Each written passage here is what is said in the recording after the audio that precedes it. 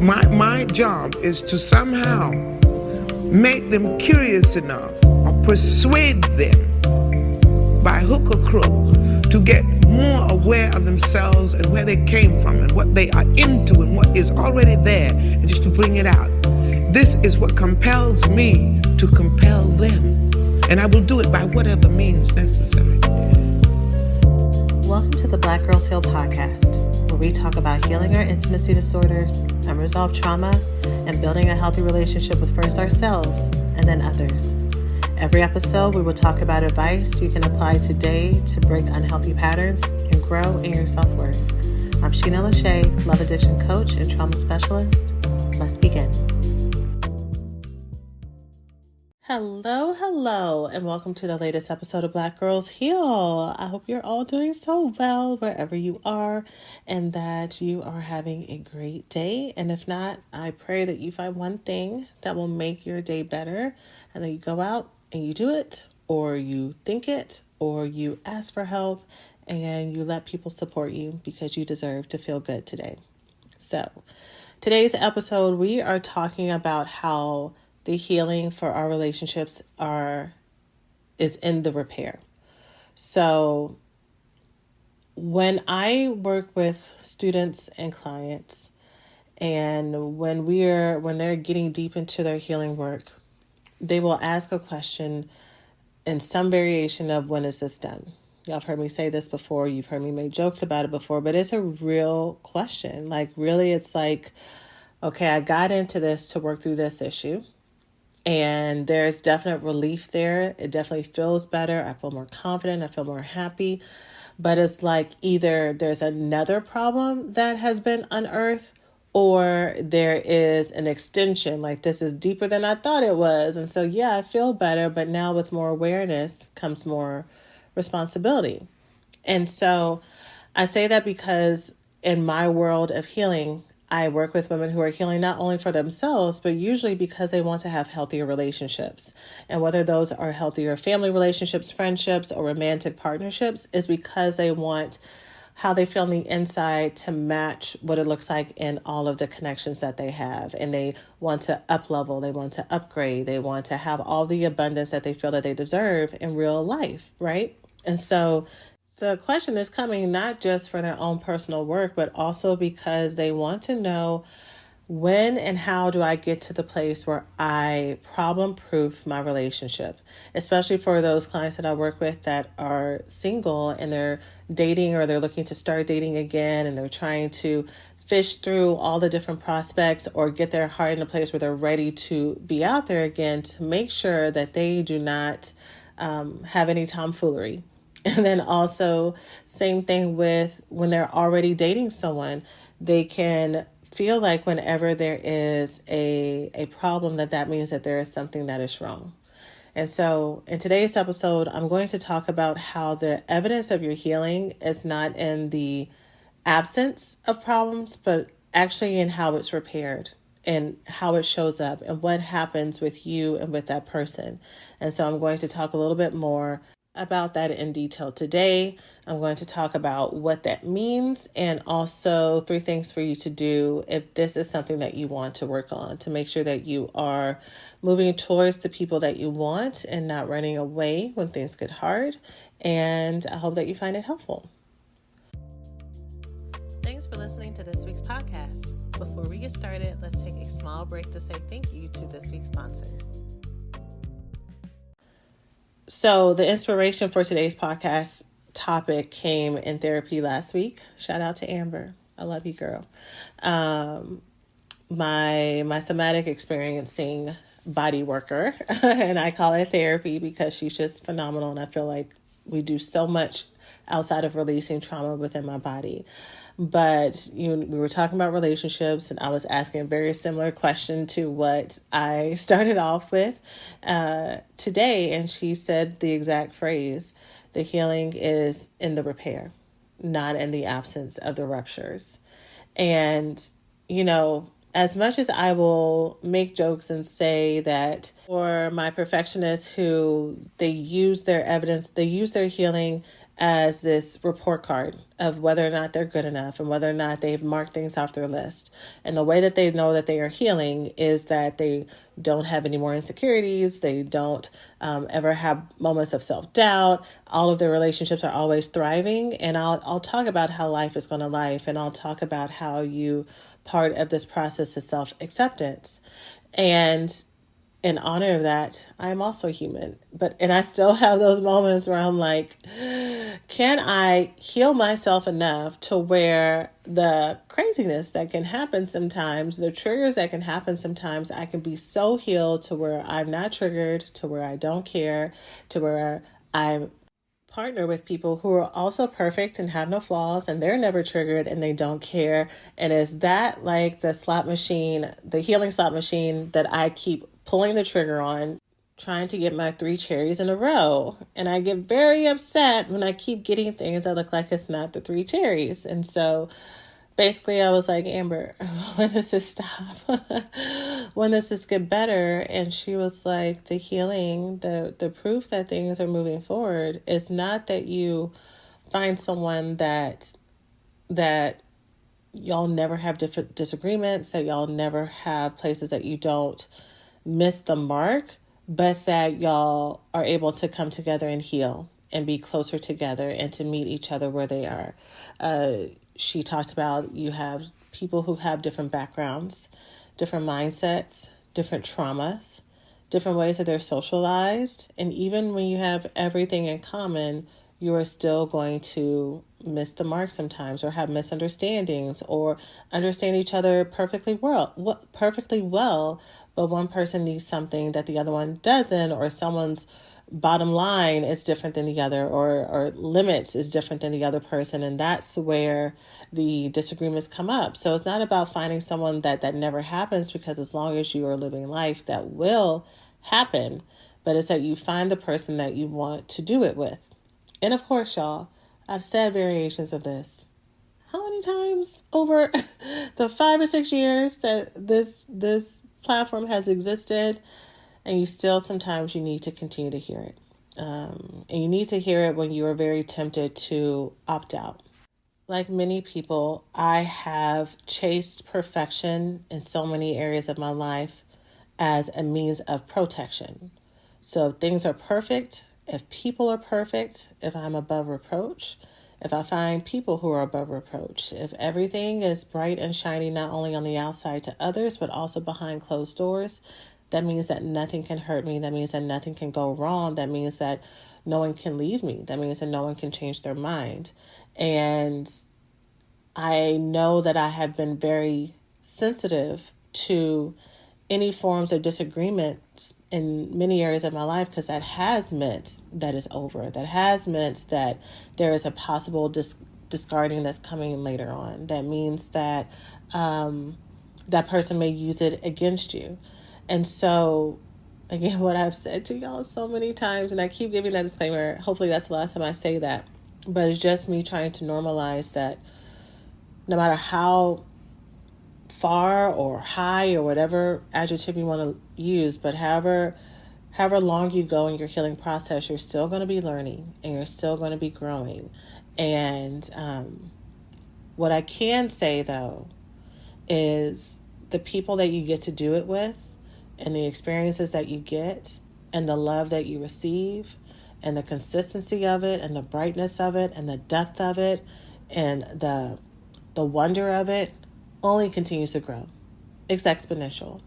So if you hear me or your therapist or anybody else or whoever else you listen to that pours into you say something to this effect, that you're always going to be learning and growing, do not mark it as if the way that you feel about yourself now, the sadness you have now, the anxiety you have now, the self-doubt, the fear you have now, don't mark it as if you're always going to have that same level, 5 years from now, 10 years from now, a month from now. It is, you're going to get everything that you want and feel that level of confidence, of happiness, of growth with people who are better, again, experiences that are better, settings that are better, but you still get to learn and grow. You still get to heal in paradise, and then your healing process is about being able to look around and realize that you're in paradise and not that you're back in the places that you started with, that you're not back in the trenches, that you're not still in the emotional hood, right? That you had to climb yourself out of, that you are in a land of freedom. And is you learning how to live in that freedom and live in different rules. Okay. So to put all this in one statement, I want you to know that you are not going to out heal yourself enough to find someone who never triggers you and they never trigger you. That you never trigger them and they never trigger you. There's not a sign that you've healed enough. If anything, what could happen is, say you're clear about your standards and you're like, this is not what I want. You're a great person, but this doesn't work for me. And you continue to say, okay, I'm going to upgrade into something that works best for me. What could also happen is that you end up being with someone who is super healthy and super aware of who they are and what they want. And now you're the one who's not as healthy. And so things that they see that they're not as triggered by, you are triggered by. And so now your healing is still the same thing. It all goes back to our own personal work. And how do we learn how to not run? How do we learn how to know that we are worthy enough exactly where we are, which is one of the core wounds of love addicts, right? Always feeling like you're not enough, always feeling like you have to prove, always feeling like you have to constantly assess the relationship to make sure that it's safe. And sometimes it gets painted as I'm a hopeless romantic, and but a lot of times it's because you've learned that you have to work overtime to keep somebody there, versus just trusting that you've picked someone who is there and that their words are true. And you know that it is true based on how they carry themselves in the rest of the relationship, versus you feeling like you have to make sure, that you have to go through telephones, that you have to constantly ask for affirmation, that you have to constantly make sure that measure what their tone mean on this day versus this day. Like, that's a lot of anxiety. And then for my avoidant ladies who operate super independently, and it's because of that fear of getting got and getting left, getting taken advantage of, getting hurt, getting embarrassed, being humiliated, being discarded. And it shows up as extreme self-reliance, being very quick to cut people off because they're not meeting your standards. What it could look like for you, again, in the example of you're with someone who ends up being healthier than you in this aspect, is that they see problems as fixable, that the problems that they see does not discount from the value that they see in you, that they believe and know that you are worth it, that they ain't going nowhere, that this is a hard moment, but they are willing to put in the work and the fight for you, even if y'all are on the same page, that y'all not wanting to talk to each other for a minute, or y'all not liking each other, or actually for them, it might not even register as they don't like you as much. For you, you go straight to, I can't stand you, and you blow it up and you magnify it, because it's easier to cut off dangerous things when you're very clear-headed about how it's dangerous. And so sometimes you can magnify slights and misunderstandings, because those slights and misunderstandings with other people were red flags. When other people said or did things that made you uncomfortable and you missed the mark, you were absolutely hurt. You were absolutely taken advantage of. You were absolutely used. And so it feels very similar, even with a healthy person. And so the healing is in you learning how to move forward and closer to that person. Ooh, I feel like there's somebody cringing on the other side right now. Sorry, girl. Hopefully I'll find a way to say that in a different way that doesn't feel as stupid. That doesn't feel like, girl, you done lost your damn mind. Like, I get it. Girl, believe me, I get it. But helps you more correctly label what is a red flag versus this is a tiny rupture that we can easily get our relationship glued together and put it back together, and it's bright and shiny, and now it's stronger than it was before. You don't have the relationship history to correctly identify it, even though it feels like you do. Okay. So here's what you can do to work through that and to get through that process. Get your notebooks ready if you're one of my note takers. I love when y'all tag me and like your little screenshots of your notes or your notebooks on Instagram or if I'm included in a daily routine on TikTok. I'm like, oh my God. That's so sweet. So thank you for those of y'all who take the time to do that. And for those of you who are not social media folks like I am, like, I'm on it, but I'm not posting all the time. No worries. I feel your love as well. And I just thank you so much for listening and being a part of this podcast. So here are the notes. Here are the steps. Hey, we hope you're enjoying the podcast so far. Let's take a quick break to say thanks to this week's sponsors. So one of the things I've been doing lately to improve my health is increasing my hydration, and Liquid IV has been one of the main tools that have helped me do so. Liquid IV is the category-winning hydration brand fueling your well-being, and their hydration multiplier is the one product you don't want to miss in your daily routine. Their flavor packets are delicious. They are super convenient and come in great flavors like tropical punch, strawberry, and pina colada. If you're one of my loves who has a hard time letting go of unhealthy flavored drinks, this is absolutely the one for you to try. In just one stick, you get 5 essential vitamins: B5, B3, B6, B12, and vitamin C. And it's 2 times faster than hydration with water alone. Use it first thing in the morning, before a workout, when you feel run down, after a long night out, and on long flights. Grab your Liquid IV in bulk nationwide at Costco, or you can get 20% off if you go to liquidiv.com and use the code BGH at checkout. That's 20% off anything you order when you shop Better Hydration today using promo code BGH at liquidiv.com. It's spring cleaning time and I am vacuuming everything this year, even the creepy attic. Why? Because I'm a Dunkin' Rewards member, so I get ahead by using my rewards as fuel, and fuel it does.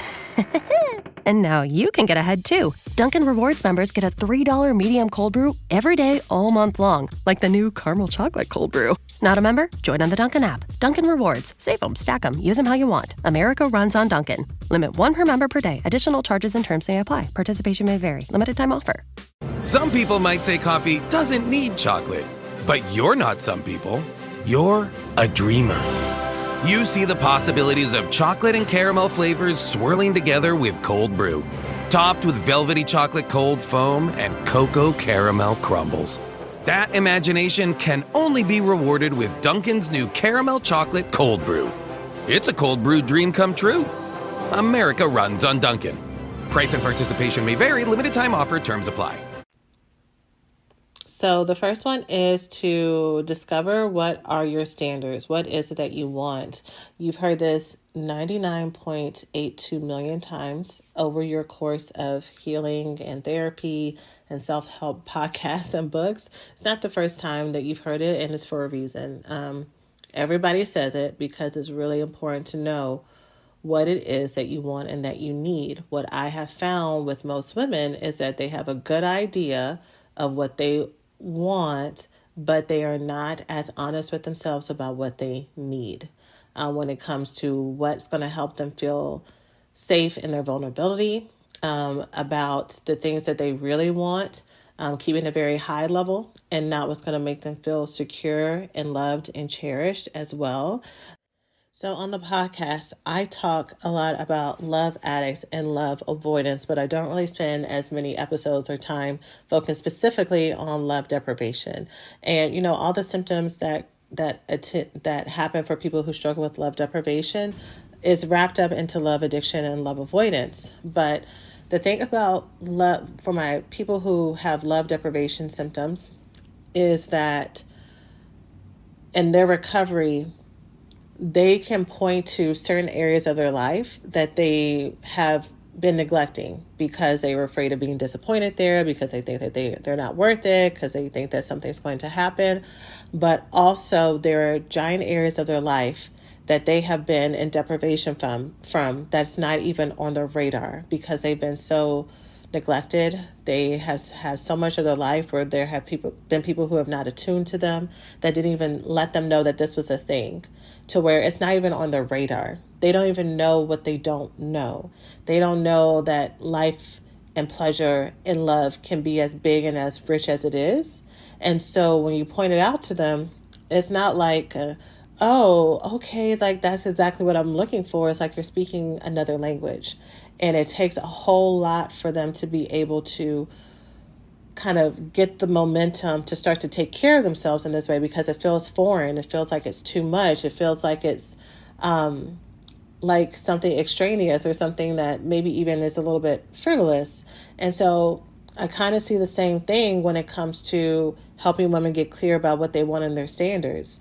They're very clear, and they have a lot of robust knowledge, and they can really talk and wax poetic about all the things that they want and why and what they deserve and what they want. But there are certain areas of their life and ways that they deserve to be loved that aren't even on the docket. They don't even know that it's missing because they never had it in that way.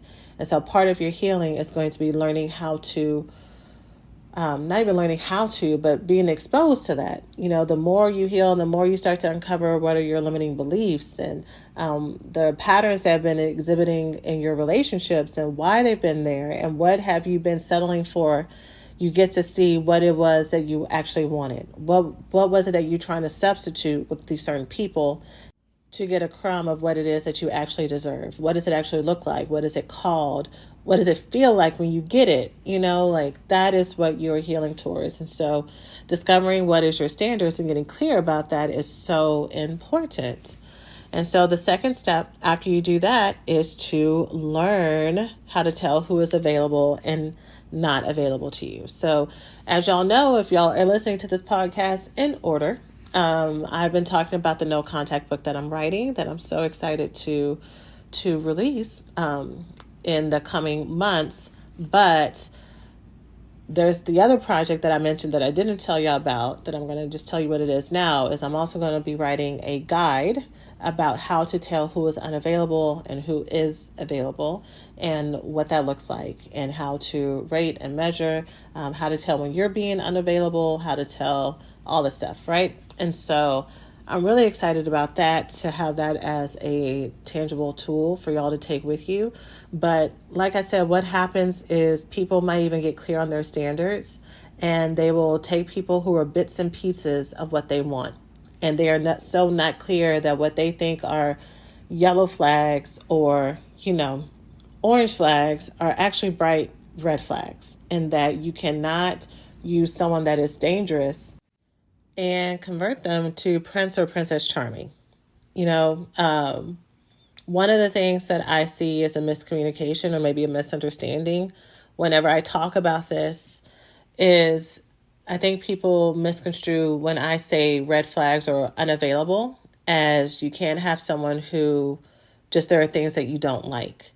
And to the main point of what I was saying earlier, with whoever you get, no matter what's on your standards on your list, there are going to be things that you just don't like, that annoy you.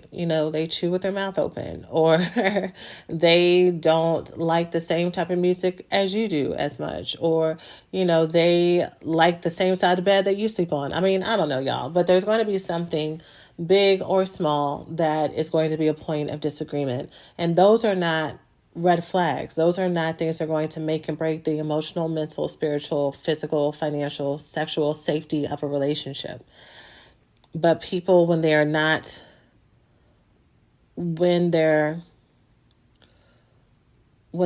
attuned to what is dangerous and unhealthy, they can take someone that looks so good on the outside, and they're in therapy every week. They are always volunteering in the community. They got a good job. They're able to wax poetic about their emotional availability and talk to you about things that are hard. And you'll do all that, and you'll be like, oh, they love Jesus. And you're like, I got him. So why is this so hard? It's because there's all these other things that are actually real problems that you think is just either you being nitpicky Or you're just like, okay, this is just one of the things that people say, not everybody's perfect. But no, girl, it's like a sign for you to run, you know? And so that is something that I hope the book helps y'all get clear on. And also for your own personal work as well. You know, we do a lot of things that will push people away, a lot of ways that we will show up and not be available to our friends, to our family, to our lovers, to people who want to love on us because of what we were taught growing up. You know, just because you grow up and you say, okay, I'm going to break these generational patterns and I'm going to do something different doesn't make it so. You have to actively unlearn that sometimes. You have to learn how to live in paradise without freaking out that there's going to be a wolf coming out the forest, you know, that you're actually safe. And so that takes some time. So that's going to be coming soon. But in the meantime, I'm telling you that's step number 2, to learn to tell who's available for you. And then the third step is decide. Decide if this is who you want to practice your healing and repairs with. And it's not just your own healing and repairs, remembering that relationships are about two people coming together. You know, if you go into a relationship expecting to only be attuned to and taken care of, and that you're not going to do anything for that person as well, then you are going to be very disappointed when you realize that you, because you're healthy, you matched and you partner with someone who also is very attuned to what he, she, or they need as well. They also need to be listened to. They also need to be loved on. They also have triggers that will come up. So is this the person that I want to, that I think is worth it, that I think is worth, you know, not only these amazing, wonderful, fun, thriving, passionate, you know, rich, juicy, sexy, exhilarating moments, but also the moments that I am committed to going down with them and getting in the trenches with them, or holding space for them when it's hard, or saying I'm sorry when I do something that, even though it's not intentional, it was very devastating and hurtful for them. Am I willing to be wrong sometimes? Am I willing to have them be wrong? And sometimes we ain't got to go, like, I don't have to make you prove and submit to me, you know, if that's part of your trauma. If you grow up in settings where there's a whole lot of fighting and stuff, and so whoever's the loudest wins, like, am I really willing to learn how to love and support in a completely different way that I've seen or experienced, only to make something bigger and greater from it? And you get to decide. And sometimes you get with someone and you think that that's what you want, and you think that that's the person. And the more that you heal, the more you're like, oh, wait, these were things that I thought were, you know, yellow flags or just inconveniences, but actually they were red flags. Or actually this doesn't work for me. Or you learn and you grow, and your standards for living, your standards for love, they upgrade. And so you desire more. You know, the stuff about married single mothers who are always with partners that when they first met them, they thought that they could do it. They thought that they could be in relationships with people where they carried all the emotional load, that they were the ones who were the fixers. They were the ones who were the mules of the relationship. And then the more that they loved themselves and the more that they learned about it, and the more that they figured, hey, I deserve too, and they saw how their partners treated them, or actually did not treat them and fully neglected them, the more they realized, no, this is not, I committed to love someone who is imperfect, but not someone who is going to use me, not someone who is going to disrespect me every day, not someone who is going to be physically present, but abandon me. And that's an okay standard for you to change. And so you get to decide, is this the person that you want to do this with? And if so, that means that when it gets easy to get in your head, whether it's you scared, you float closer to the love avoidance spectrum of I'm not good enough, there's somebody else, they're going to leave me. And that's how your fear of abandonment and rejection and avoidance comes up, that you learn how to practice your own self-love, that you learn how to pour into yourself, that you learn how to give yourself that reassurance that you're hoping from them. Because if you got a hole in your emotional bucket, girl, there's no amount of affirmation love that person can give you that's going to make you feel enough, because it started with you. And if you are one of my avoidant queens, one of my cutoff queens like me, that you learn how to stick with it, that you learn to stop looking for exit strategies and let your feet be fully planted, get it grounded into the ground, let the roots go real deep. And this is where you are. You're not going anywhere. And learn what that feels like, heal what that feels like in your body. Again, only with people who are safe, and watch how much safer you start to feel. When you're with the right people and you're doing this stuff and you're committing, you actually feel happier. You feel more relieved. You feel more closer to your true self. You're growing. If you are committing to someone and all of their ill and bad, and you're starting to feel more depressed, and you're starting to feel more worthless, and you're starting to feel more forgotten, and you're starting to feel more taken advantage of, then you've picked the wrong person. Because love is hard. Relationships take work. Conflict happens.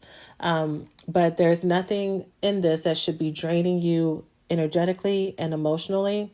Let me be clear. Hold on. There may be times and periods that you are very sad and you're confused and all that, but love does not destroy, is what I'm trying to say. I think my words could have been reconstrued to say that everything's going to be happiness and rainbows. And if you have a fight, it's only going to last like a week or so. And anyone who's been in long-term relationships knows that that's not the case.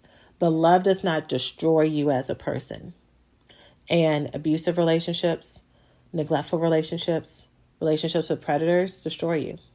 And whether or not that predator is an intentional manipulator and abuser, or someone who is not as committed to you and loving you and taking care of you, and that's how their stuff shows up, either way, you deserve better and you deserve more. And so only go towards those relationships that want to see you be the best version of yourself. Okay? So hopefully that makes sense. So I hope that helps. I hope that hit whoever needed to hear it in the moment. And I hope that if you're with partners who love you and that you love them, and all signs lead to yes, I hope that y'all continue to grow in love and connection and joy together, and that y'all get everything that you wanted plus more. So that's it for today's episode. This is the last week to join our No Contact Challenge. We already have so many women in there sharing their stories, sharing what they're here to work on. And I can tell the next 30 days are going to be chock full of tears, of joy, of laughter, and us becoming stronger together. So if there is a relationship or relationships that you're ready to let go of, trauma-bonded relationships with people who are unhealthy for you, and then you need to either let them go or strongly restructure them, we are going to be doing a no contact support group that starts on next Monday, April 24th. And we'll be going for 30 days where I'll be going through my no contact process, not just what you heard on the podcast, that plus all the tools, all the resources that come with it, leading y'all through it, answering questions, filling in any gaps, and of course using it in support of the book that's coming out, and just loving on y'all for the last time while I teach this process. So would love to have y'all. Again, you can go to blackgirlsheal.org/no-contact. Again, blackgirlsheal.org/no-contact, and join us before the doors close. All right, that's it. I'm sending all of y'all love, and I hope you have a wonderful day. Take care of yourselves. Hey, so thanks for listening to today's podcast. If you enjoy what you've learned, it doesn't have to stop here. You can check out the blackgirlsheal.org website and grab the worksheet for this week's episode or any of your other favorite episodes from our shop with an overview of the main points, healing circle discussion questions and journal prompts, and challenges that you can take with you into the week. Also, you can check out any of our other self-study and coaching programs, resources, and freebies to help you heal from the intimacy disorders of love addiction, love avoidance, love deprivation, and the trauma that causes it. The best time to start or restart your healing journey is now. We hope you enjoy all of these resources, and until next time, remember you are so loved, and we'll see you in the next episode. Take care of yourselves. Duty, honor, courage. As a service member, you understand what it takes to safeguard and care for others. Nurses do too. If you want to transition into nursing, Averett University's new accredited BSN program can help you get there in 16 months by building on your non-nursing college experience. Avrit now also offers a 25% discount for military members and their families. Access your nursing future. Search Avrit ABSN to learn more.